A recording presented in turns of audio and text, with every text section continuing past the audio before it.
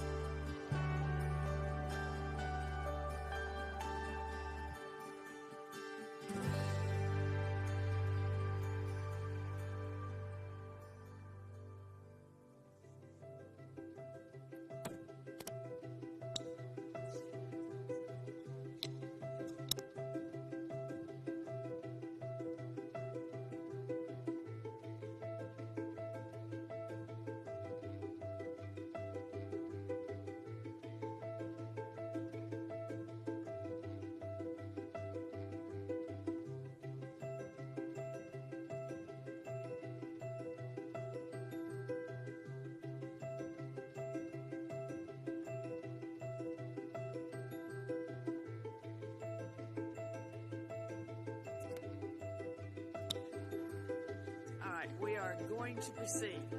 Good evening, everyone. Recording in progress. My name is Mary Skeens, and I'd like to welcome you to the November 17th, 2025 meeting of the Greensboro Planning and Zoning Commission. I'd like to introduce or have the other commissioners introduce themselves, please, starting from my right. Stu Nichols. Andy Turner. Keith Peterson. Catherine Magid. Warshay Downey. Ted Oliver. Thank you.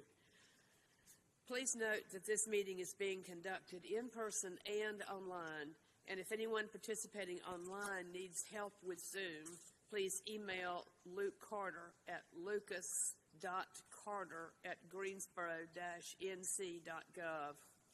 Members of this commission are appointed by the City Council, and we serve without pay.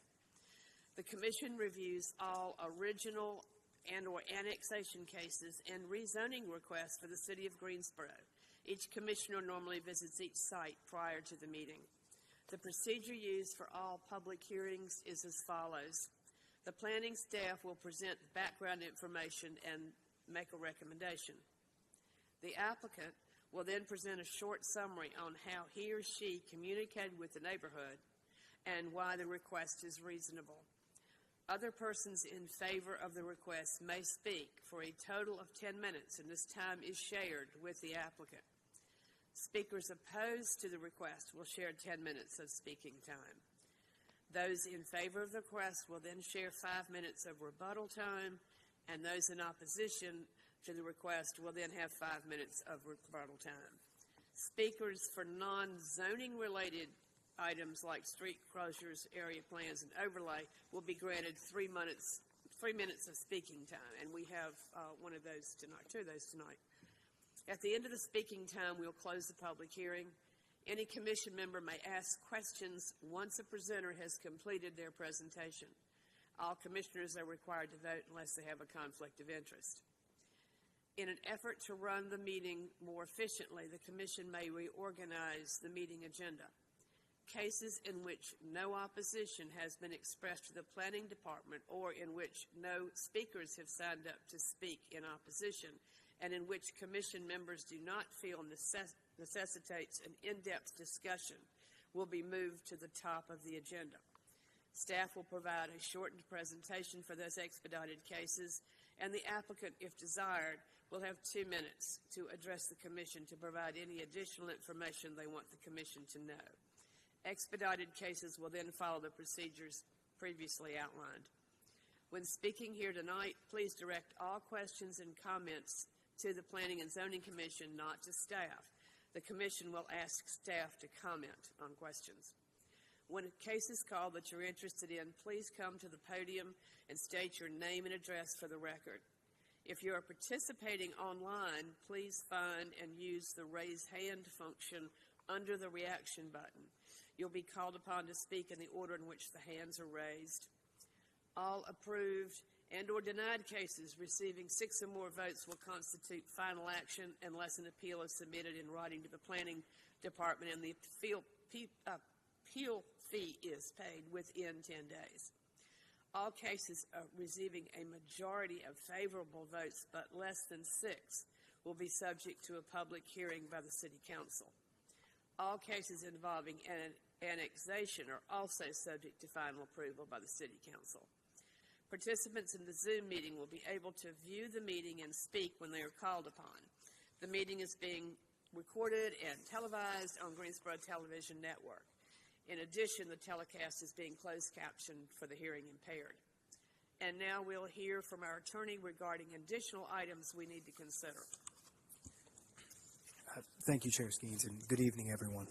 Tonight, the Commission is going to work through considering a number of rezoning applications, and I just want to remind everyone that when the Commission is considering these rezoning applications, its determinations are based on the land uses that are put forward under the proposed zoning district and also any conditions that have been proposed by the applicant. Now, land use impacts on public infrastructure are relevant in rezoning matters, and it's important to know that the Commission is not here to decide every detail of a development, however. That process involves staff input and evaluation that goes beyond the scope of the Commission's work here this evening. If a rezoning would generate a certain amount of traffic flow, the Commissioners will have been provided with a summary traffic impact study. Meanwhile, many site-specific development features, such as the means of stormwater management, are evaluated through the Technical Review Committee rather than in this forum here. Lastly, if there are concerns that are not related to land use are not germane to the Commission's consideration of rezoning applications. For example, generalized concerns about crime rates or who may live at or use a property are not for the Commission's consideration. If there are questions about matters that are not dealt with this evening, those may be directed either to the Planning Department or City Technical staff as appropriate. Thank you. Thank you. Need to move into the agenda now. Need to acknowledge the absence of Commissioner Erica Glass. Next item is the approval of the minutes from the September 3rd, 2025, and minutes as amended for the October 20th, 25 meetings. Do I hear a motion? Hey, Mr. Peace, don't forget to use the microphone. Thank you. Make a motion to approve the minutes from September 3rd. Second, Ms. Maggott. All right, September 3rd minutes have been approved. How about the October 20th as amended? Sorry, Chair Skeens, did we take a vote on that? Take a vote. I think we should. All right.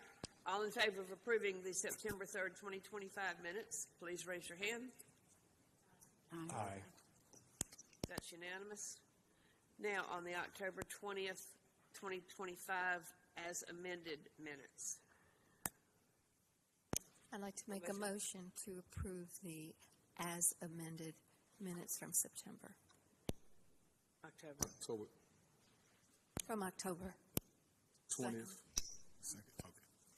All right. We have a motion and a second to approve the amended minutes of October 20th. All in favor, raise your hand and say aye, please. Aye. That was unanimous. Do we have any withdrawals or continuances? We do not. All righty. Now, as stated earlier, we are going to look at the cases that are expedited, that we have no opposition to, and those items will be moved to the front of the agenda. Those cases are 4218 Farlow Drive, 4212 South Elm Eugene Street, 430 and 432 Greenbrier Road, and 1419 Glendale Drive. If anyone here is in opposition to any of those cases, please let us know. If not, we will proceed with 4218 Farlow Drive, which is Z-25-11-001. Are we back on now? No. Would staff please read the case for Farlow Drive?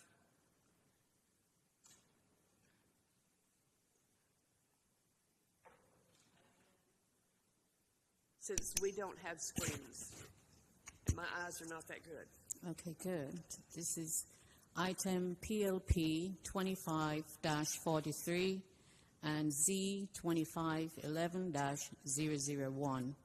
An annexation and original zoning request from County RS40 Residential Single Family to City R3 Residential Single Family 3 for the property identified as 4218 Farlow Drive, generally described as south of Farlow Drive and east of Gramercy Park Drive, 0.46 acres.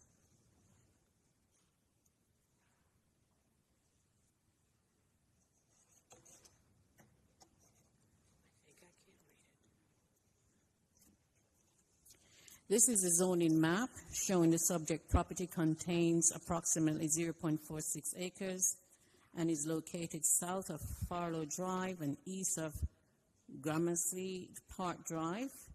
This is an annexation and original zoning request from County RS40 Residential Single Family to City R3 Residential Single Family 3. North, east, and west of the request are zoned County RS40 Residential Single Family. South of the request is zoned County AG, County Ag, which is agricultural. This is an aerial map, and it shows that the subject property contains a single-family dwelling currently under construction. North, east, south, and west of the request contains single-family dwellings.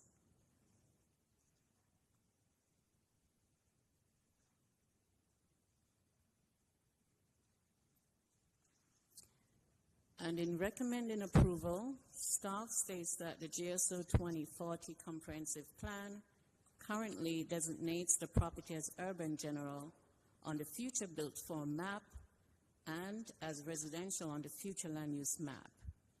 The proposed original zoning request supports both the comprehensive plans creating Great Places goal to expand Greensboro's citywide network of unique neighborhoods, offering residents of all walks of life a variety of quality housing choices, and the filling in our framework big idea to arrange our land uses for where we live, work, attend school, shop, and enjoy our free time to create a more vibrant and livable Greensboro. The proposed R3 zoning district is primarily intended to accommodate low-density single-family detached residential development of up to 3 dwelling units per acre. The request permits uses that are present on adjacent tracts. And this is a straight zoning request. Thank you. If the applicant is here, you have 2 minutes, if you so desire, to speak about your case.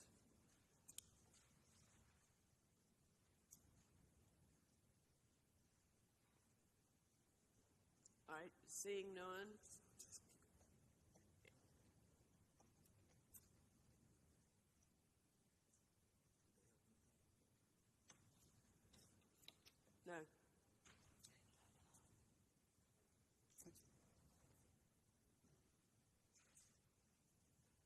right, it does not appear the applicant would like to speak.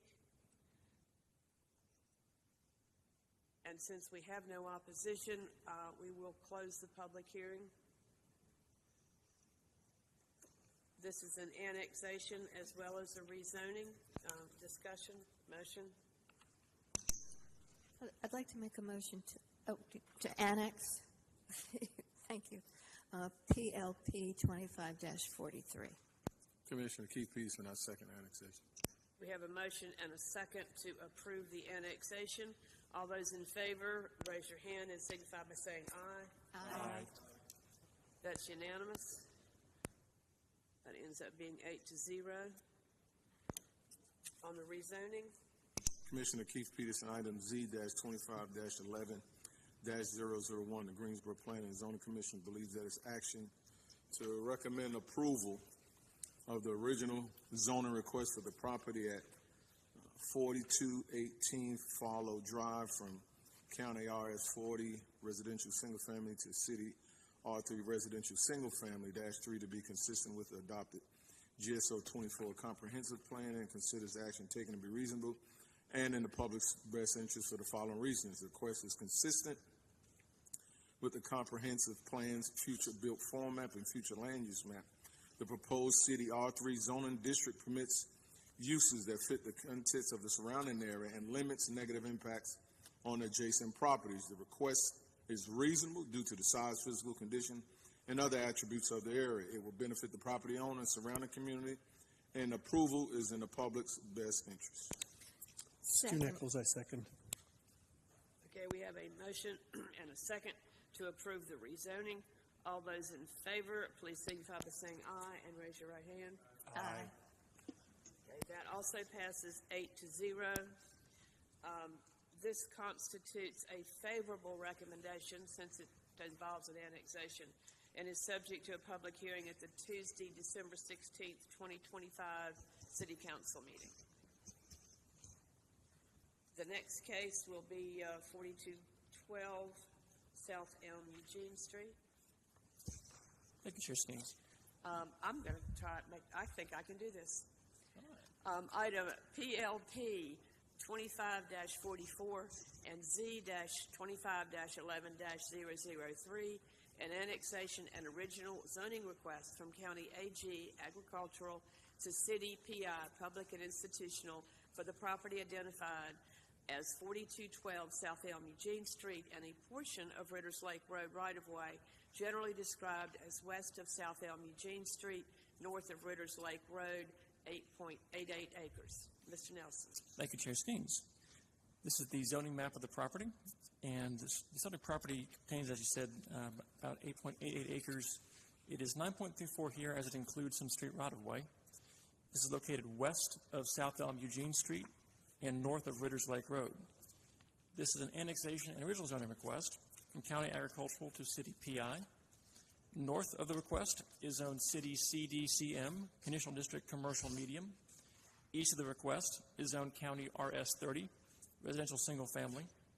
South of the request is zoned County Ag and City CDLI, Conditional District Light Industrial. And west of the request is zoned City RM 18, Residential Multifamily 18. And the aerial map shows that subject property currently contains a religious assembly use. North of the request contains undeveloped land with retail sales farther north of it. East of the request contains single-family dwellings and undeveloped land. South of the request contains a warehouse and distribution use which is under construction. And west of the request contains undeveloped, unopened right-of-way and undeveloped land.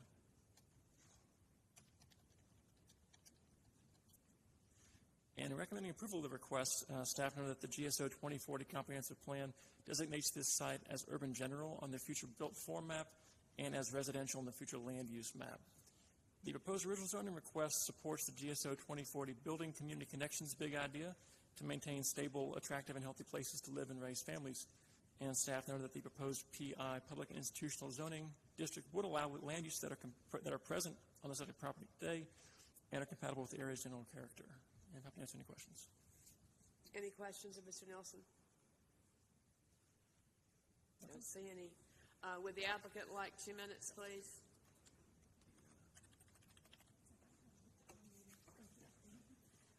evening. Thank you, Chair Skeens. Good evening to the board. Amanda Hodiern, offices at 804 Green Valley Road, Suite 200.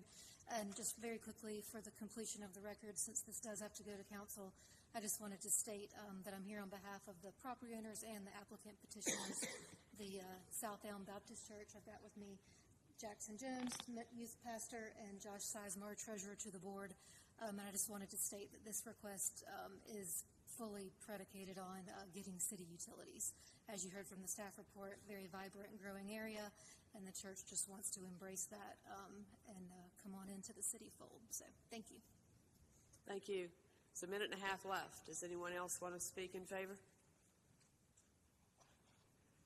Seeing none, and since this is expedited, there is no opposition. So without objection, we will close the public hearing. Discussion? Motion. PLP-25-44. Make a motion to approve for annexation of 4212 South M. Eugene Street, a portion of British Lake Road. Stu Nichols, I second. Okay, we have a motion and a second to approve the annexation. All those in favor signify by saying aye and raise your hand. Aye. That passes 8-0. The Greensboro Planning and Zoning Commission believes that its action to recommend approval of the original zoning request for the property at 4212 South M. Eugene Street and a portion of Ritter Lake Road right-of-way from County AG Agricultural to City PI Public and Institutional to be consistent with the adopted GSO 240 Comprehensive Plan and considers the action taken to be reasonable and in the public interest for the following reasons. The request is consistent with the Comprehensive Plan's future build format and future land use map.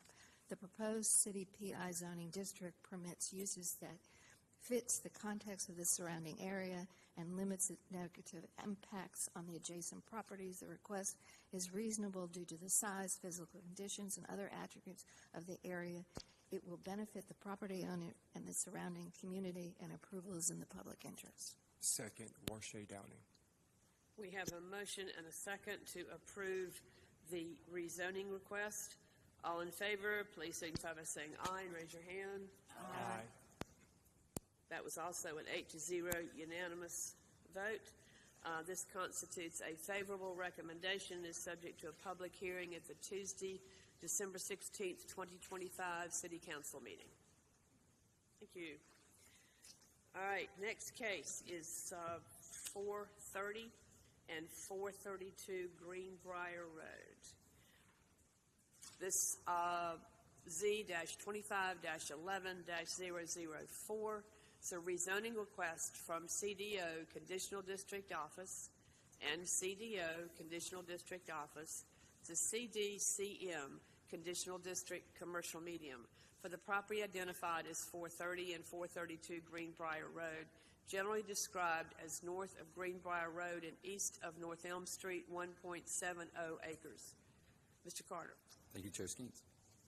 This is the zoning map of the subject property, which shows that the subject properties are made up of two separate conditional district office zoning districts. The property itself is 1.7 acres, and the request is to rezone from those two separate conditional district office zoning districts to a conditional district commercial medium zoning district. North and east of the request are zoned RM18. South of the request is R5. West of the request is zoned RM18, conditional district commercial medium, and conditional district commercial high. This is the aerial map of the subject property showing that it is currently undeveloped. North and east of the request contain multifamily dwellings. South of the request contains single-family dwellings, and west of the request contains multifamily dwellings and retail sales.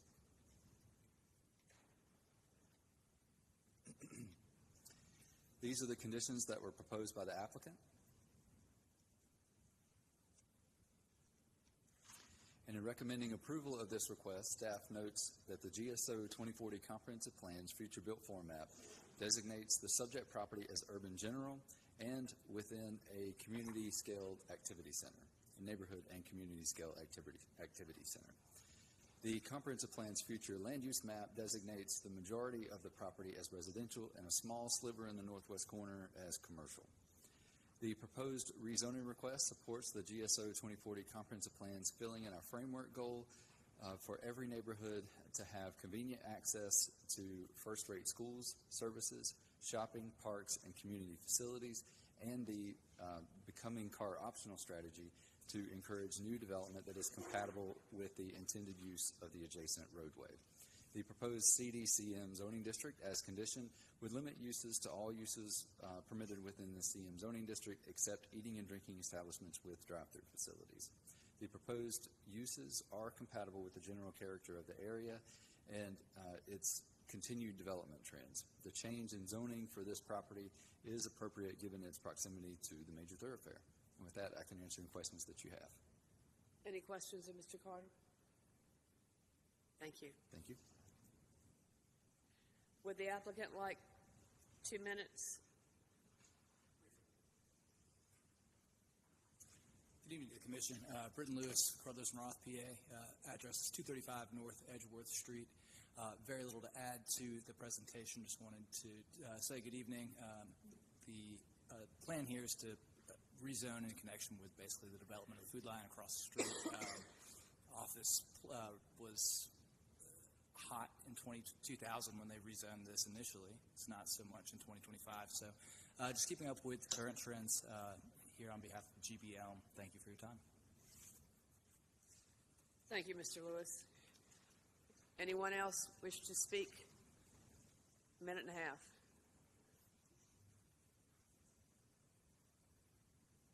Seeing none, and there is no opposition, so we will, without objection, close the public hearing.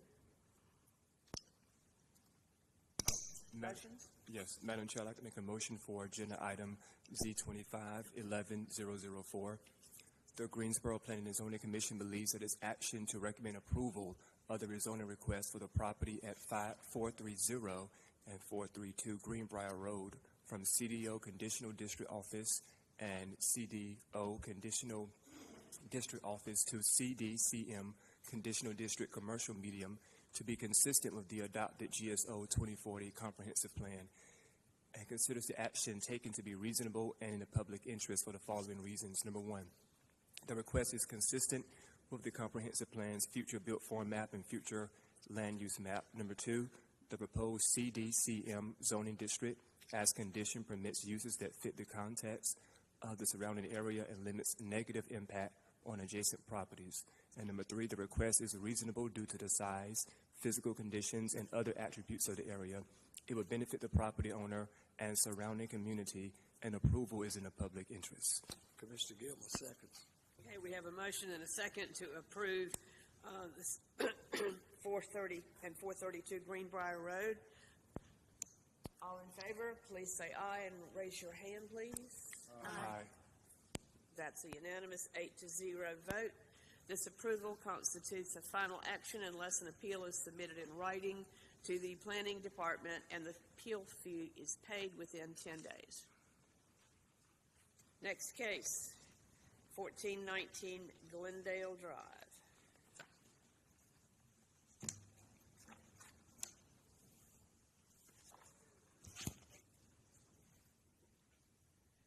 Item Z-25-11-005.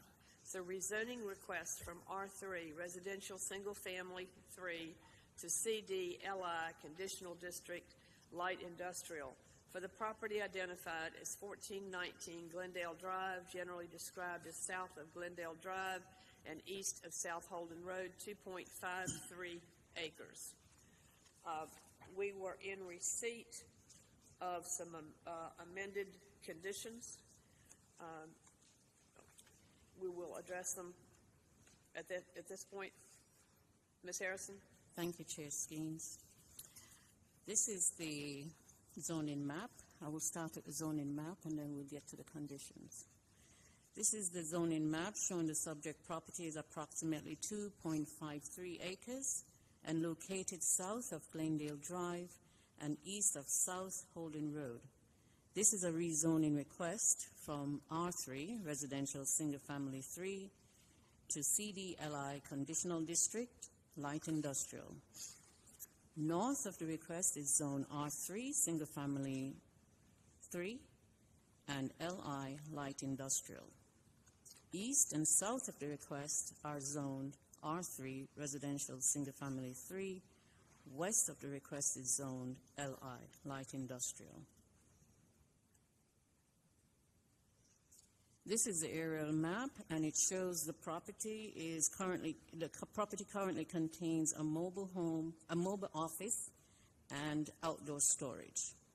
North of the request contains retail manufacturing facility and a religious assembly. East of the request contains a single-family dwelling. South of the request contains a single-family dwelling and undeveloped land. West of the request contains undeveloped land.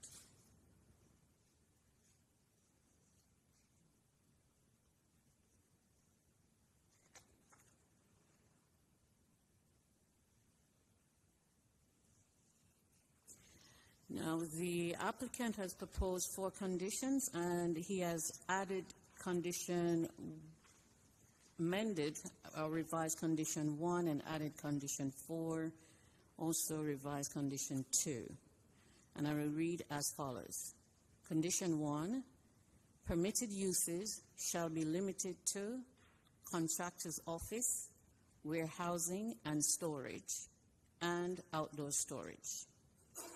Condition 2, in addition to the required type A, landscape buffer, where permitted, a minimum 7 feet tall opaque fence shall be constructed and maintained along any property line adjacent to a residential use.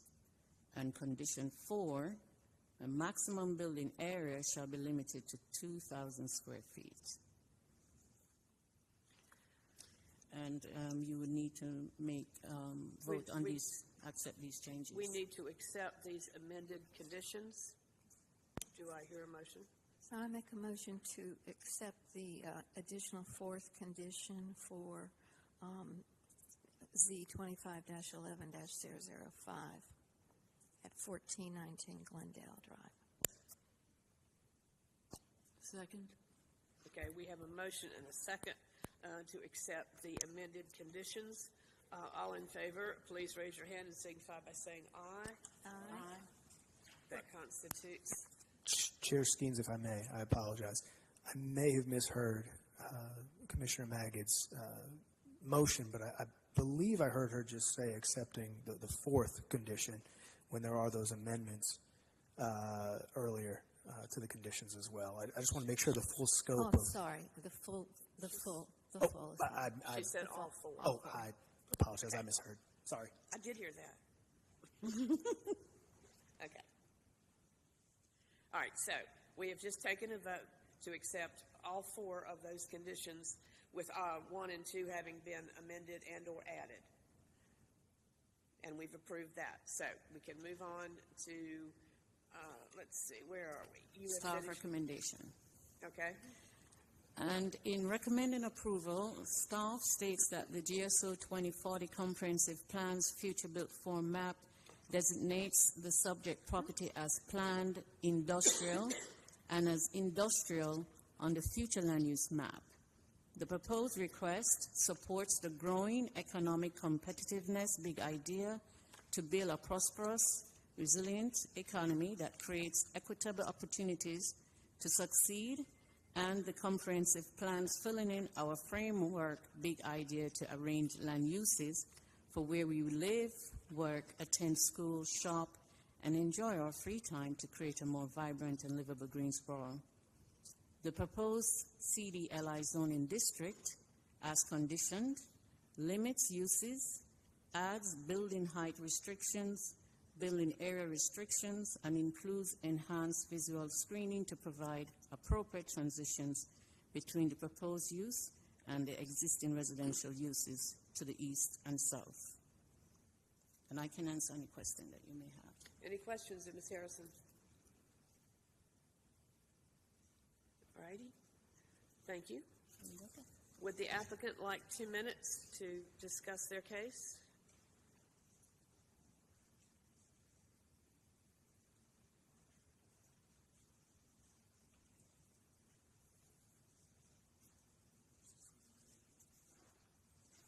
Good evening. My name is Josh Robles, and this is my dad, Raul Ponciano. As of right now, we're renting out the land, and I just wanted to just give an introduction. And as far as the requirements and everything, Could we have your address, please? oh, sorry, that's 1419 Glendale Drive. And can we say like the zone thing or the number? I think. They just wanted it for the record. Oh, okay. Yeah. But yeah, as far as everything else, we are wanting to do the requirements as far as the 7 feet tall applicant fence with the wire mesh and the cover privacy all across the property line. The building height will definitely be limited to under 40 feet, and the landscape buffer is definitely the most important thing as far as taking care of all the property, making sure that everything looks at least presentable to the street, because I know right beside us is residential and right beside us on the other side is light industrial. So, yeah, that should be about it. You have anything to say? Good evening. I was going to say, like, we've been trying to have communication with the neighborhood. We organize meeting with all of them, and unfortunately, nobody show up. Been trying constantly talking with some of the closest neighbors, and I haven't had any luck talking to them recently. So that's what I wanted to. I would like to, meet everybody personally, to say the plan that we have for the property, and our purpose for the property is, just help the neighborhood at the same time, keep it organized, everything, as it should look. I know the way it's looking right now because it's been a process and everything, but we're just waiting for the, right decision to just do the things that have the property the way it should look. Thank you. All right, anything else? Could you excuse me? Could you explain what he said? I'm sorry, I really could not understand what he had said. Yeah. In terms of, that was it about outreach to the community? I thought he was speaking. Yes, ma'am. Yeah. Okay. So we've reached out to the whole neighborhood, all the way down the block, all around the area. We sent emails to the community, people that take care of the area. Yeah. We reached out to them on the emails. We sent multiple letters and mail to all the neighbors all around the area. We've organized meetings as far as meeting up with the community. If anyone has any questions, we feel free to reach out. We set up a meeting about 2 or 3 weeks ago as far as inviting out everybody, and unfortunately nobody showed up, but we were more than prepared. We rented out a event center, and we were there for about 4 hours waiting, but unfortunately we didn't get no luck on someone coming out. But other than that was about it. But So I have a clarification question. Wait. When you spoke to the neighbors, what did they say? As far as speaking to the neighbors, we the ones right beside of us, they were completely fine with it. We've talked to them, and then I think if I can remember correctly, all the other ones, of course, we didn't knock on every single door all the way down, but as far as reaching out to them, we talked to the ones right beside of us across the street. They didn't really have no opposition to any of it. We as far as explaining to them what we're going to be doing and future plans and the restrictions and everything like that, we mentioned to them about it, and everybody else, we had letters out, but other than that, we didn't get no other feedback from them. Okay, so for clarification, what date was your particular meeting, and do you have a sample of the outreach? Does a photo work or no? Okay. Yeah. But just curious, what date was your particular? Because we just had a municipal election. People were very busy, especially in that district. It was November 8th on the Saturday, and we reached out to them about was it Saturday? Yeah, it was a Saturday. And we reached out to them about a week and ahead of advance. Some of them were 2 weeks ahead, and we reached out to them. Okay, thank you.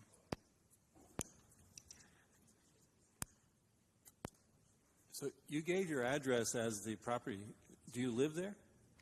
Oh, no, sir, no. No, that's, there's a light industrial. Yeah, it's a light industrial. It's just for our work. That's, But you said your address was 1419 Glendale. oh, No, that's the property, well, we live in Ashboro, but this is the property. yeah, we just, it's kind of like a shop just for it to be like, as far as organized and just have our, just stores there. So, Chair Skeens, I see you may be wanting to. Well, what we need for the record is where you reside. What is the address of where you reside, your home? We live in 960 Straight Street, Ashboro. So, I didn't get that either. the 960 Straight Street in Ashboro? Yeah, 960 Straight Street, Ashboro, NC. In Ashboro. Thank you. Yours are really good. Okay. But, All right, any other? I got a question, but I want him to, he was answering the question for Commissioner Downing. Oh, no, he was showing you something. Oh, that's where they held the meeting, in the clubhouse at Creek Ridge. Well, I just want to see the letter, the communication that was sent. Since you said you sent it and, you waited for 4 hours, just want to see that, the veracity of what you're saying. That's it. And you spoke to how many people in the neighborhood and how many letters were sent out?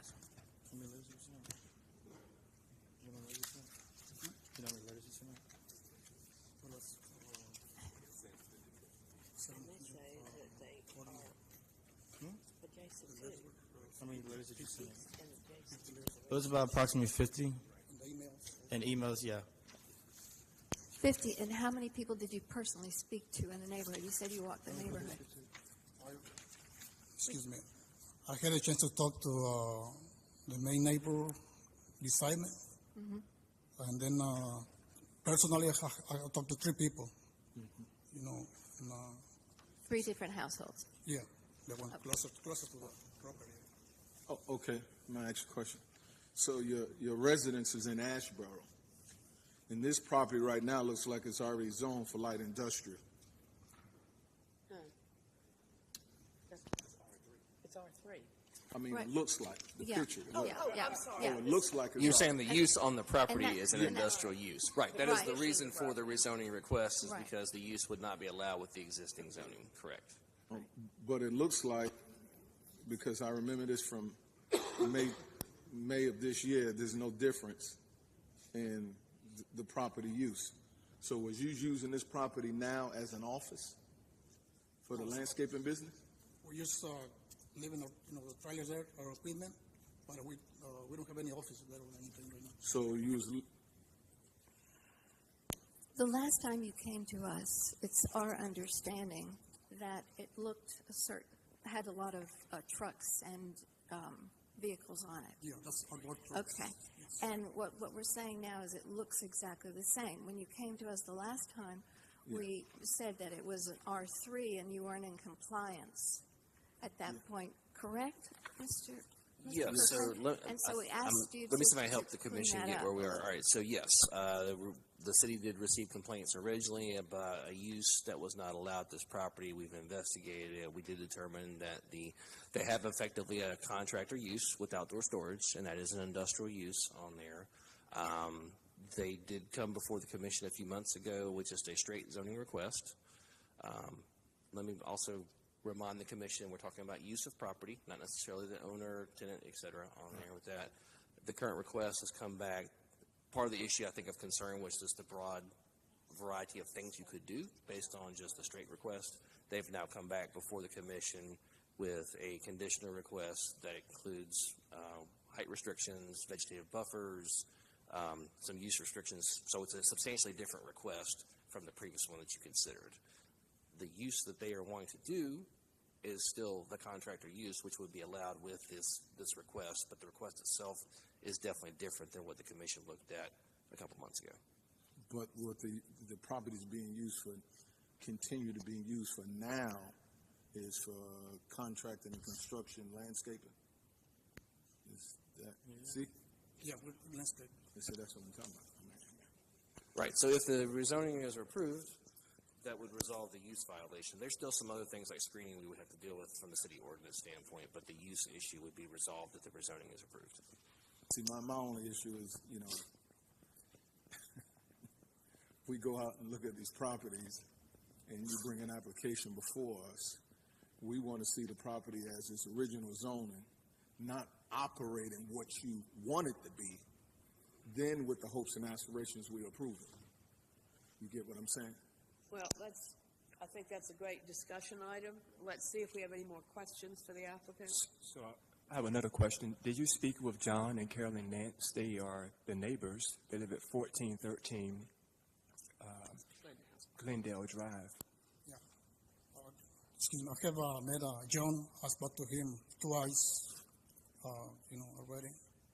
And I haven't met his wife yet, but I talked to him. So you spoke with him, and what did he say?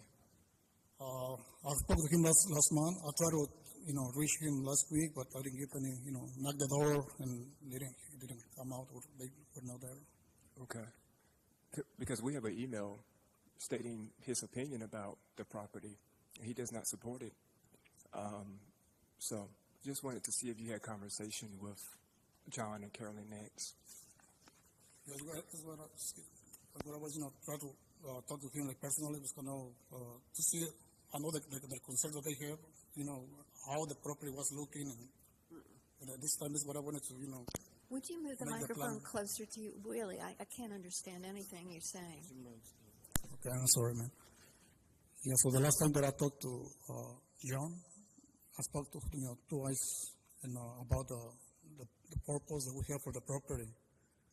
And so then I know that their concerns is how everything was looking, because this is a process that we've been changing, cleaning, because, the house that was there was demolished, and we would kind of organize and everything. But then in our request is why we have the plan to, make sure how, have the relation and not affect any part of the neighborhood, especially the neighbor beside us.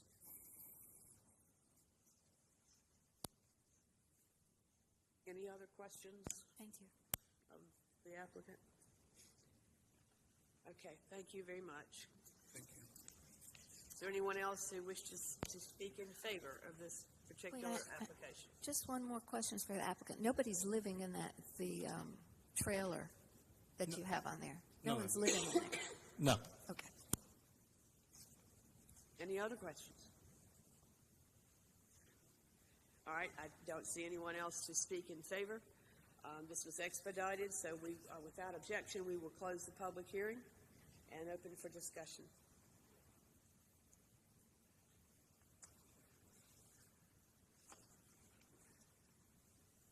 Now, you can say what you said before.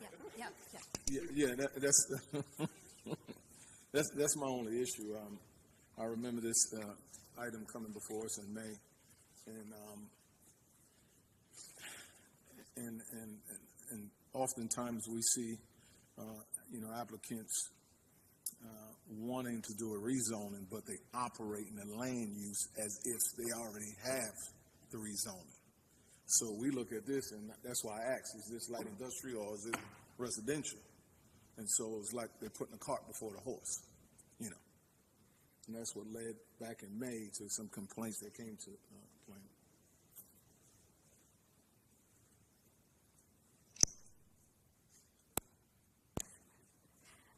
So I'm just going to say that the location of this, after seeing the land and looking at it twice, and we voted an agreement against it, I'm still in agreement against it, that it should not become light industrial, for the reasons that the neighborhood is residential, and there is property to the right of this location that is available for commercial. And the conditions that you've given to add these fences, I don't think they were suggested by the people. It was just something you wanted to do. And it's become a situation where we have to decide the land use for this particular property. And I think it should remain as an R3.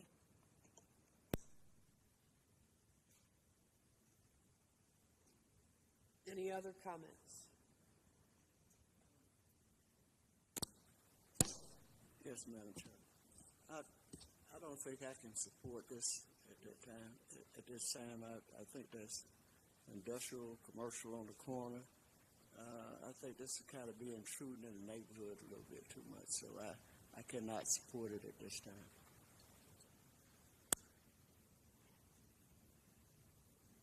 What I noticed was the religious institution, I believe that's a religious, across the street, is a fairly formidable and large structure and seems to be pretty popular, and it didn't seem industrial across the street from a church was appropriate to me. I agree with all the other comments and would add that one of the things that is really important for Greensboro right now is that we expand residential construction as much as we possibly can. So even though this is only one parcel, I think we have to do whatever we can, wherever we can, to increase the availability of parcels that can be built for residential purposes. So I would just add, I understand the transition that you may want to undergo here, but I don't think you're in compliance either way. So my positionality is that from a land use perspective, you're already using it as such, but it is an eyesore, and it is a residential area. You're also right by a religious facility. I drove by the area right before I got here today, and I'm like, this is not going to work. So I would not be supporting this, but I do wish you Godspeed and success. All right, are we ready for a motion? Commissioner Keith Peterson, item Z-25-11-005. The Greensboro Planning and Zoning Commission believes that its action to recommend denial of this rezoning request of the property at 1419 Glendale Drive from R3 Residential Single Family -3 to CD-LI Conditional District Light Industrial to be inconsistent with the adopted GSO 2040 Comprehensive Plan and considers action taken to be reasonable and in the public's best interest for the following reason.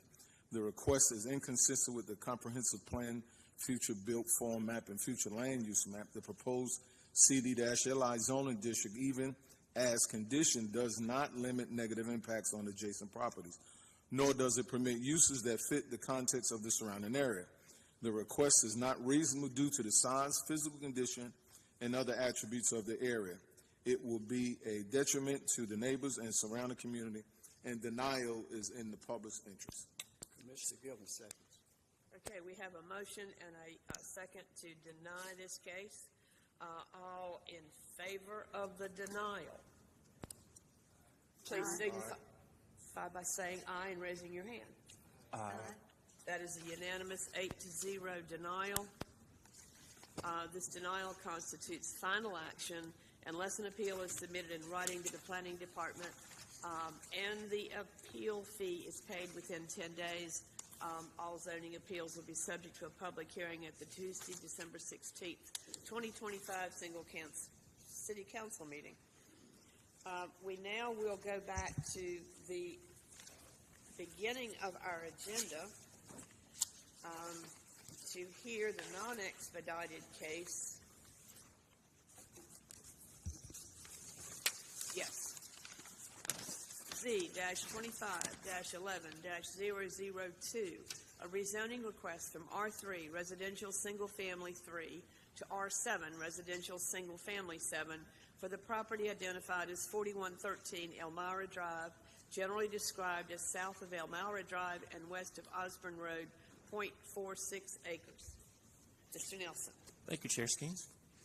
This is the zoning map showing that the subject property is, as you stated, 0.46 acres approximately, and is located south of Elmira Drive and west of Osborne Road. This rezoning request is requesting to go from R3, Residential Single Family 3, to R7. North of the request is zoned R3. East, south, and west of the request are zoned R7. The aerial map shows that subject property currently contains one single-family dwelling.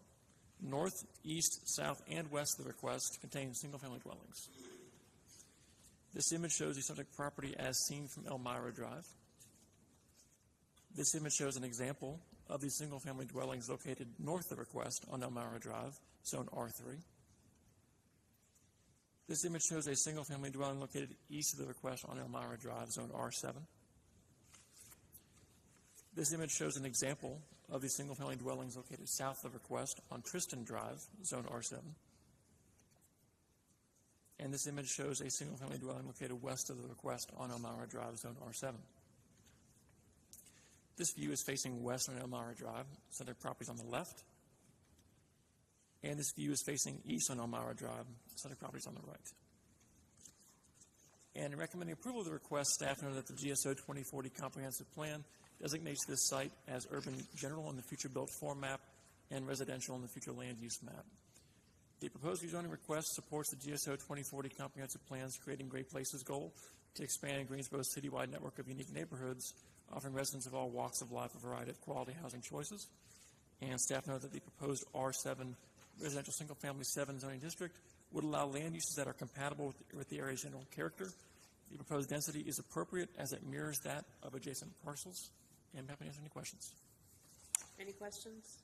Mr. Nelson? R7, we don't see that very often, right? That's pretty rare. In this area, if you can go back to the zoning map, there is R7 directly surrounding it, but yeah.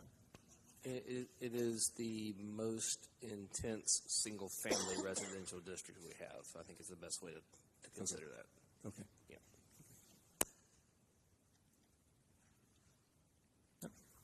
All right. Thank you, Mr. Nelson. Is the applicant here to present the case?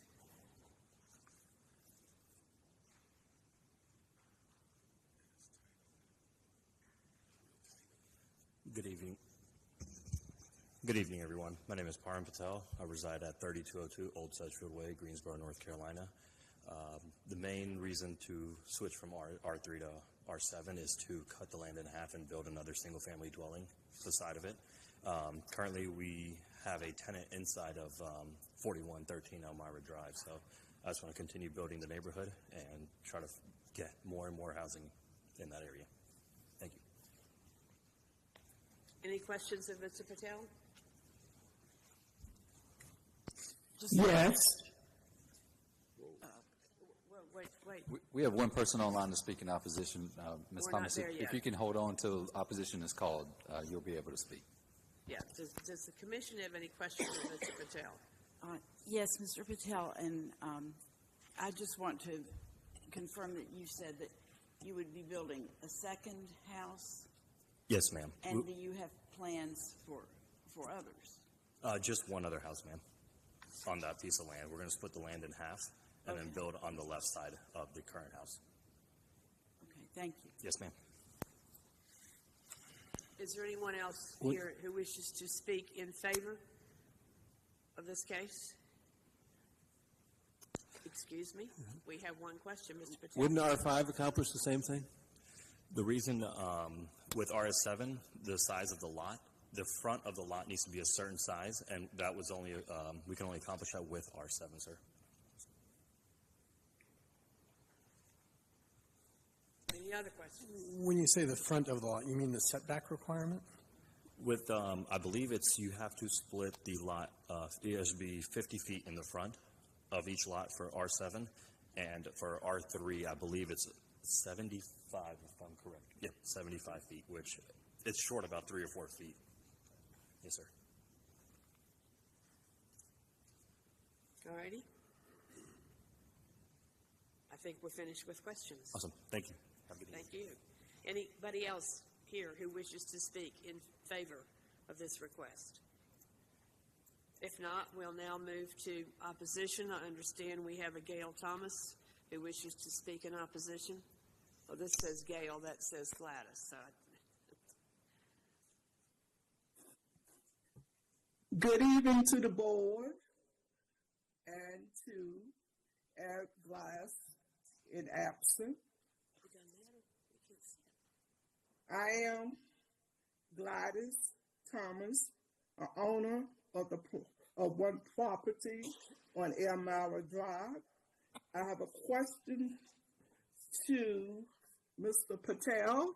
What purpose or the use of the building would be, and how will it enhance Elmira Drive? Ms. Thomas, could you repeat your question? And I think it needs to be addressed to the commission, and then Okay, I got you. Okay.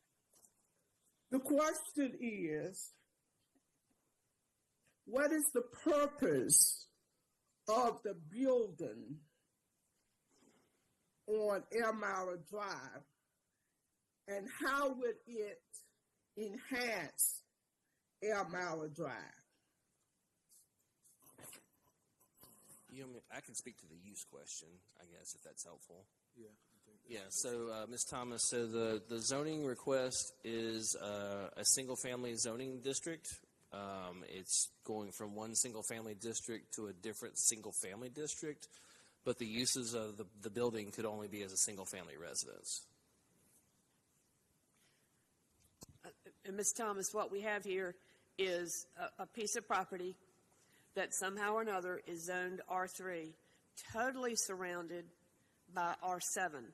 So Mr. Patel's intent here is to create a lot that is the same as everything around it. It will have the same frontage as all the houses on Elmira. Right now, there's a vacant piece of property sitting there, and Mr. Patel would like to build a house on it, which, if it's zoned just like everything else on Elmira, he can do that. So that's what his intent is. Does that help? Thank you so kindly. All righty. Did we ever get the speaker's address? Sorry, Chair Skeens. No, Ms. Thomas, you indicated you own property on Elmira. Can you give us your address for the record, please? My address is 4116 Elmira Drive, Greensboro, NC 27407. Thank you very much. Thank you. You're welcome.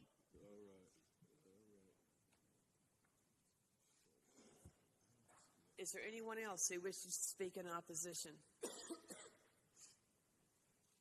Seeing none, Mr. Patel, you have 5 minutes of rebuttal time if you'd like to say anything else about this property.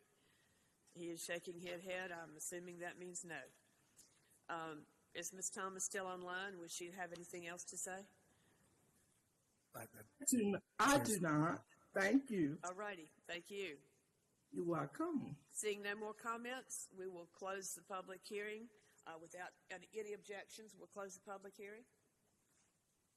Well, Madam Chair, I'd like to make a motion for agenda item number Z25-11002.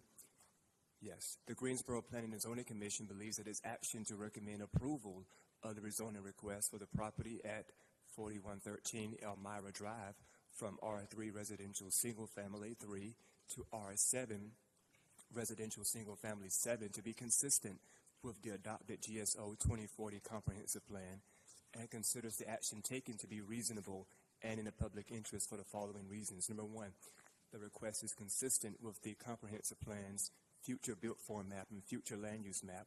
Number two, the proposed R7 zoning district permits uses that fit the context of the surrounding area and limits negative impact on adjacent properties.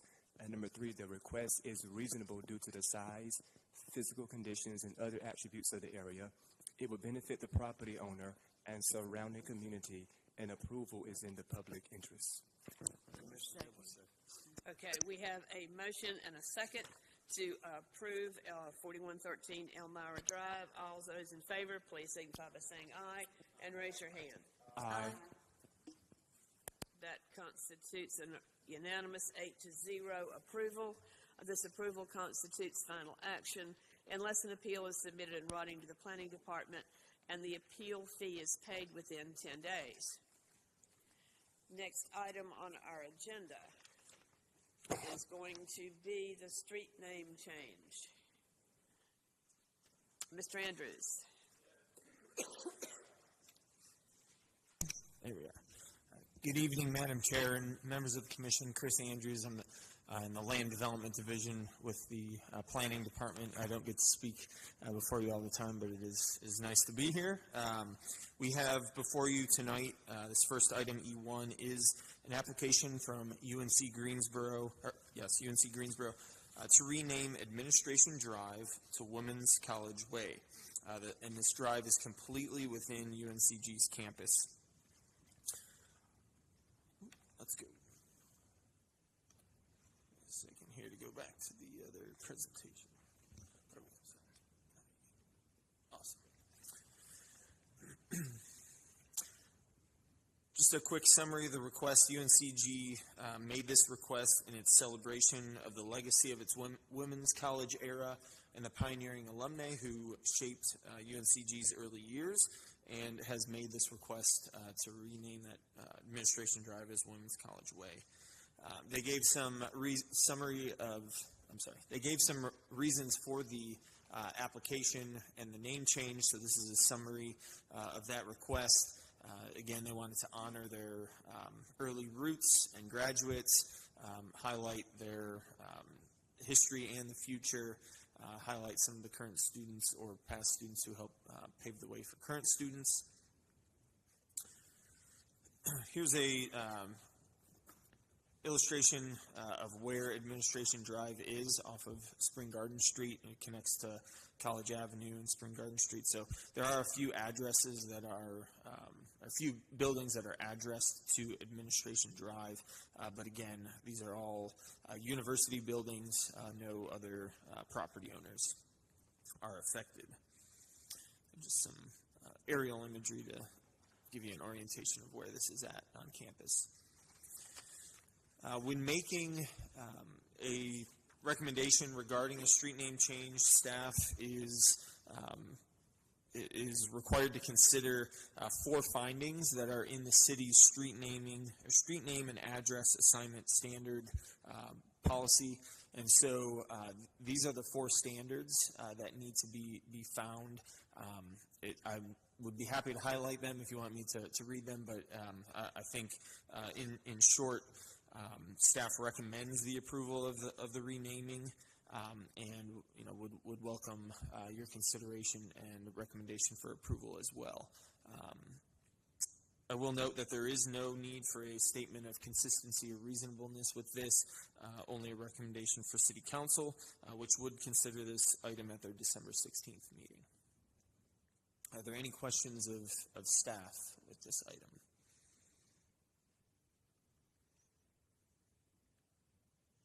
Terrific. I think it's a great idea. Any other comments, questions? Just thrilled that you're doing this. I just was a 50-year graduate. Oh, fantastic. From there, and was a little bit behind when they changed the name by about 5 And this years. was the university that proposed this. So Yes. as staff, Yes. we did not. Yes, I'm just saying this to the public. Oh, here. gotcha. Okay. Public here, so thrilled that this is being done. And I would say, as an alumnus of UNCG as well, I'm a Tar Heel first, but I'm also a Spartan. Just want to say that it is a great effort, and I recognize the history and the impact of the women that have paved the way. So thank you, UNCG. All righty. Any other comments? Seeing none, we'll close the public hearing. Thank you, Mr. Andrews. We're ready for discussion or motion? Motion to approve. Second. Is that all we need on this one? It's a recommendation to council, Chair Skeen, so I think that'll suffice. So we have a motion and a second to recommend this to council. All in favor of a favorable recommendation, please say aye and raise your hand. Aye. That's an 8-0 recommendation, and this constitutes a favorable recommendation and is subject to a public hearing at the Tuesday, December 16th, 2025 City Council meeting. And the next item. Yes, Madam Chair, this next item, F1, is a proposed text amendment to the Land Development Ordinance. To give a summary of the amendments, I want to call this kind of a general amendment because it covers a few different things. it's primarily related to changes in the applicability and definition of what are called integrated multiple use developments. IMUD is a term that is used in the development community and amongst staff. There's also the desire to address the relationship between preliminary subdivision plans and final plats, and I'm happy to explain that in just a moment. And then correcting some spelling errors that were found in the section of the ordinance. So just want to be above reproach there and change those through a text amendment. Again, this is kind of a general text amendment where we package a few different things together. I think it's helpful as a jurisdiction to take a look at your development ordinance. Are there things that aren't working, things that need clarification, and aim to kind of do that regularly. So this is one of those efforts. Sometimes it may be state statutes that change or other regulatory things that we need to catch up with, but this is just observation from staff. We've gotten some questions, from developers when going through the technical review process, whether that's with a sketch plan or coming in with a site plan or subdivision, about IMUDs and kind of what their benefit is. And so we figured, all right, this is a time to address that. So we'll do that now. We're not here to talk about MUD, and I want to keep this as clear as possible, but IMUD is a designation that is within the city's land development ordinance that's given to properties that allows lots to share some common features. So it's essentially like a LS model or a EX model, or like a kind of like a car. So it's not a type of subdivision. We have regular subdivisions where you go from one piece of property to 70 or 80, or we have what are called exempt divisions of land. But this is just a designation, again, that allows some sort of shared features amongst some property that's being subdivided. So within the ordinance, this is kind of the definition I believe this is the current definition of the IMUD. And you'll notice two things here. One is that the development must contain two or more stores or establishments or things, basically non-residential uses. And then there are four common features that are shared: common driveways, parking, sign plan, and landscaping plan. And so those are two of the things that you'll see changed here in just a moment. So really the overall purpose, and this is from the text of the LDO in explaining what an IMUD is, it's really that there's some unified design and function to a collection of lots. So this is, I thought it'd be practical to see an example of this in real life. This is Four Seasons Station, which is a recent development along Pinecroft, the corner of Pinecroft and Westgate City Boulevard. I think 4 out of the 6 of these lots have been, there's 5 there. 4 out of the 5 lots, no. Yeah, 4 out of the 6 have been developed. So this is what the final plat looks like for a piece of property once they've gained rezoning. You as a commission won't see these, but this is what's happening once somebody gains zoning approval, or maybe they already have the zoning approval for that site. And this is the exercise that's taken by the developer with staff. So you'll notice here the 5 different lots. There's common access, and then if this weren't an IMUD designation, each of these lots would have certain features about it. You'd have to have enough parking on each property. You'd have to have a landscape buffer, possibly around every property. And so, that might be this is a very rudimentary illustration here, but that might be the scenario. But if a developer says, you know what, I'm willing to designate this development, we want to share some features, and we're going to designate this division of land as an IMUD, the developer notes that on the face of the plat. So that yellow box here that's highlighted communicates that to any future property owners or anybody that wants to develop those pieces of property, that there are certain there's a certain amount of relief that can be done in the site design of these properties. So with an IMUD, we the applicant or the site would be reviewed really with the perimeter in focus as opposed to each of the individual lots. And so the perimeter landscape buffer might be the more important thing here than the buffer in between each of the lots. There still might be screening and things like that if there's vehicular use areas or drive-throughs and that sort of thing. But when you have perimeter buffers, those kind of get dissolved on the interior. So I overlaid the actual aerial imagery with the lot lines there, and you can see, especially in the two lots kind of to the north and the east, there's not much space in between those two lots where if these weren't part of an IMUD, you would expect maybe a little bit wider of a buffer between those. So I just want to give a practical example of what that looks like, and again, there's only a few shared features that this really impacts.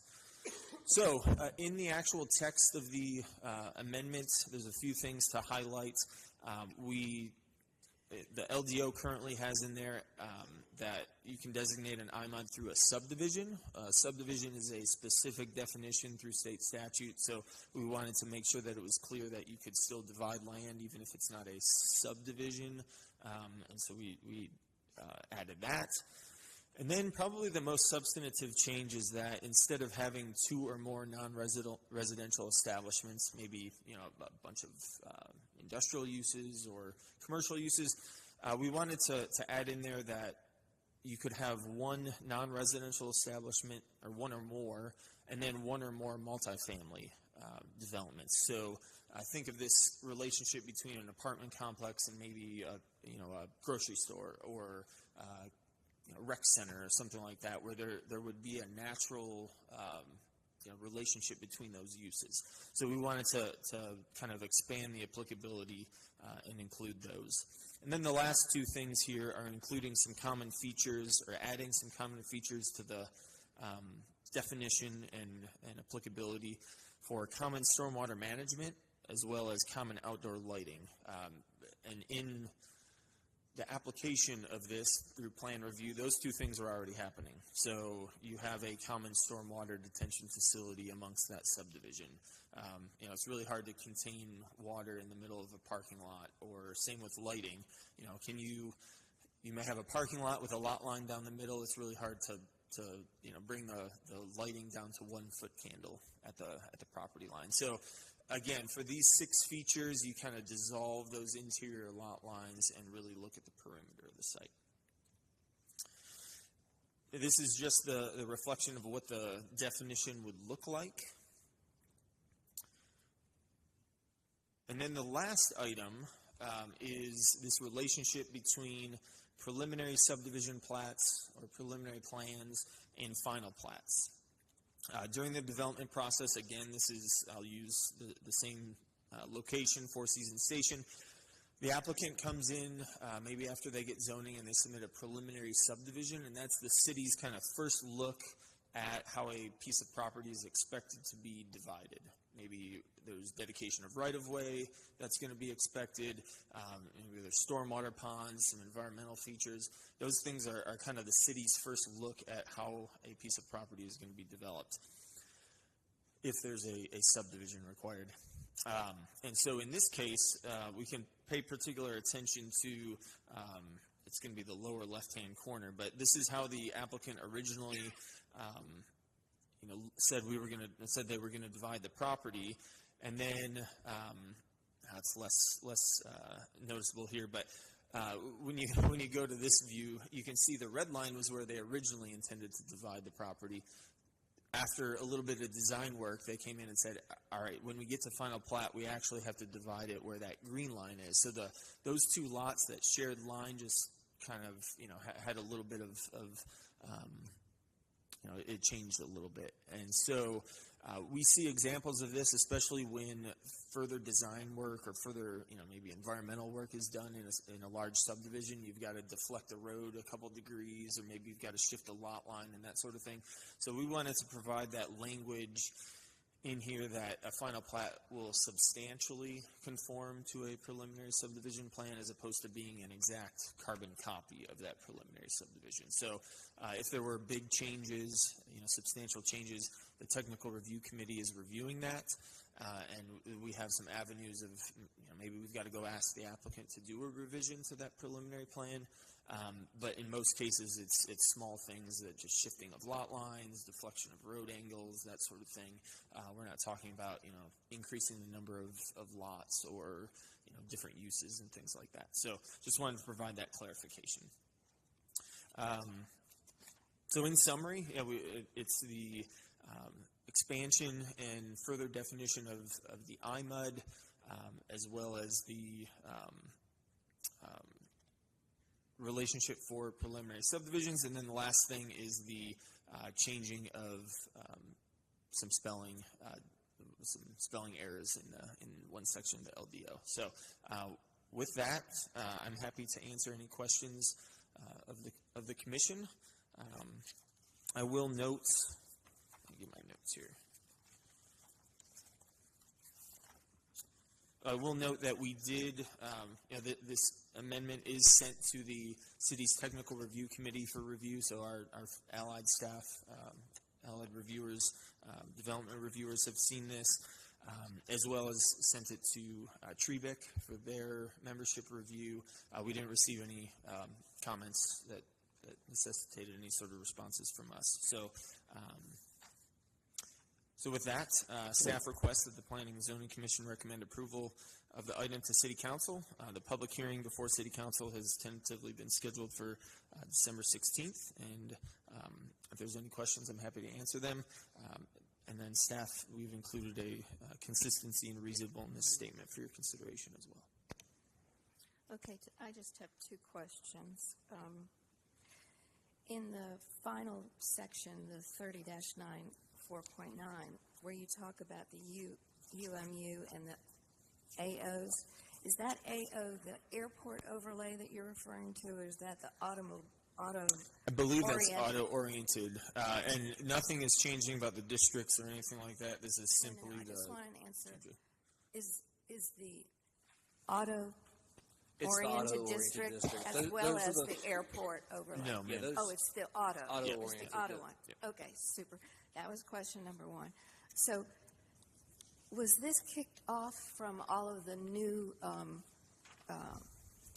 zoning cases like Hobbs Road and Sedgefield, where they are combining more than they're doing multifamily and also No, typically, non-residential? and I think for Hobbs, that was a plan unit development. So this is separate from zoning. So this doesn't necessarily, it could certainly impact the uses that are there, but this isn't, an IMUD doesn't allow different uses to be put on a property. It's simply the physical design of the layout of a piece of property. But no, this is not in reference to a particular. Well, I was just thinking when they come through with the plat that it would be a situation like this. I'm just trying to. It certainly could be possible that somebody designates a plat as an IMUD as part of a PUD, but typically as part of a PUD you have they're setting dimensional standards and things that are probably going to be more beneficial to them than this designation would be. Okay, so then this is just for the UMU. The mixed-use district that you're talking. This is No, just, ma'am. No, this has no relation. I mean the IMUD. I'm sorry. What's that? The IMUD. Yes, the IMUD, and again, it's just a designation that goes on a plat. It could apply to many different types of zoning. On the side. Okay, I got you now. Thank you. Yeah, and again, that familiarity may not, the commission may not have as much familiarity with this because this language just may not be used during the zoning process. So again, this is kind of the stuff that staff has to deal with once a application gets or a development proposal gets past this commission. The one thing I will add, though, this can help with some of our desire to put more housing in immediate proximity to services and other non-residential uses, because now you have shared site features and you don't have to account for that on the individual lots. So it helps from a design standpoint and also from a cost standpoint, that you're not having to do individual landscape buffers and go through other processes to get access and some of those things. So it does have kind of residual benefit to some of the topics that we've been talking about with the commission. This is giving more flexibility to the IMUD, and in some cases, a more efficient development of the IMUD. Absolutely correct. Yeah. This seems like a very nice response to the road. I'm sorry. The road to 10,000. This is speeding things up, right? This is making things a little bit easier to get done. If you were, I think that's kind of a extrapolated, maybe consideration, but. I think the biggest example is when you do have multifamily, maybe a large multifamily development, and you're, near a grocery store or something. If you only had 2 lots and you were developing 2 of them, you would kind of be excluded from the IMUD provision if one of those lots was multifamily, because you would have to have right now 2 non-residential uses. So you could have a store and a bank and then apartments, but what are we, what would be the benefit of that? So we think this lowers the barrier of being able to establish an IMUD and gain some of those benefits. Is it helpful? Yes. Is it going to, demand a ton of new housing be built? Probably not, but it is adding some flexibility, which is important. It applies to residential, commercial, industrial. It's all those categories, right? Yeah. So, the uses that can help qualify for an IMUD are pretty broad. It's essentially non-single family residential. So, if you had any commercial, I guess industrial use. I don't know that I've seen industrial IMUDs designated, but I don't think it's out of the realm of possibility. Thank you. Yep, you're welcome. It strikes me that this is more a matter of clarifying and codifying the way the IMUDs are being reviewed now, as opposed to, expanding or re-legislating the way IMUDs work. This is really a matter of making sure the words of the ordinance reflect how you're doing this now. For some of the features that are added, the common stormwater and common lighting, that would be accurate. But the ability, if an applicant comes into us and wants to dedicate, maybe they have 2 lots right now. One of them's an apartment complex, and then one of them's a store. They would not be able to gain the benefit of that IMUD right now because they don't have more than 1 non-residential use. And so, that when it makes absolute sense that 2 things, maybe you have some walkways in between the 2 areas, it's kind of bitter to say, I'm sorry, you can't gain the benefit of that. So we think by expanding the applicability a little bit, there'll be an opportunity for more developers to use this. Any other comments or questions? All right, without objection, we will close the public hearing, and this will be a recommendation, and there's actually a separate consistency statement in your packet, so we're ready for a motion. Commissioner Keith P. shall make a motion, text amendment statement, Plan and Zoning Commission consistent with Dublin Consistent Plan. All right.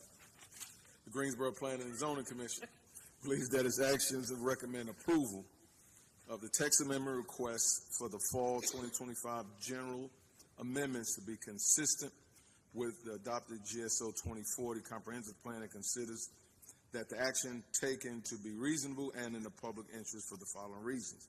The request is consistent with the allowing the development that supports the comprehensive plan, future built form map, and future land use map. The text amendment better supports the Greensboro City Council's strategic goal of being an easy place to do business, also supports the goal of the GSO 2040, the city's comprehensive plan, in creating great places. The request is reasonable due to the fact that The proposed amendments will allow for applicants to have added flexibility for shared features between compatible development sites, provides clarification for the development review, and corrects errors in the land development ordinance.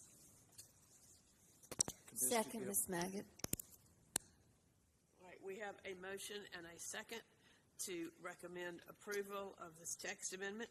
All in favor, please signify by saying aye and raise your hand. Aye. That constitutes a 8-0 unanimous vote, and it is a favorable recommendation and is subject to a public hearing at the Tuesday, December 16th, 2025 City Council meeting. Thank you all. Thank you.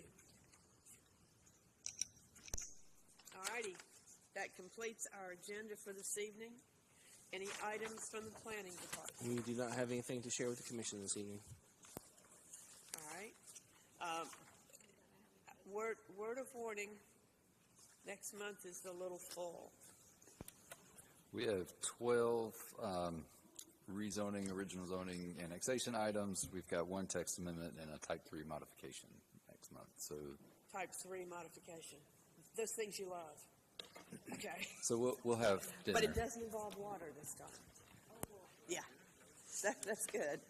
I just wanted to give y'all a little warning. Luke had warned us earlier, so they will be providing some sandwiches during break in December.